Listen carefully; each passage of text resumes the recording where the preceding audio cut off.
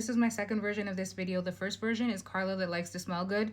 This version is Carla that has eczema. I'm lucky enough to not have chronic persistent eczema. I usually get flare-ups when the weather changes, if it's too cold or anything like that. So when I do get flare-ups, I adjust my skincare. I avoid any body lotions that have fragrance, and I stick to things that are soothing and just calming. Prequel Barrier Therapy Skin Protectant Cream. This one actually says it temporarily alleviates itchiness and minor irritation due to dry skin and eczema, and it does. It's very reliable, fragrance-free. It feels nice on the skin. It doesn't feel like thick or icky, and it's just really good. Naturium Biolipid Restoring Body Oil. I really like this one because it's like a whipped kind of consistency.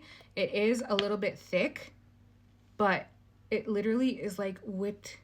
It's just whipped. I don't know how else to describe it. It's a little bit thicker, but it absorbs quickly and easily, and my skin feels really good when I put it on. The hydration lasts when I use this, and it's just one of my favorites. I don't know what to say other than it's good and it feels nice. When the flare-ups on my body are getting a little bit more serious, I will use the Roche-Posay Lipikar Baume. This one is thicker. I use this on my face also in the wintertime. Not so much anymore because it's getting a little bit warmer and I feel like my skin doesn't need it as much, but this is very hydrating, very soothing. It's very thick.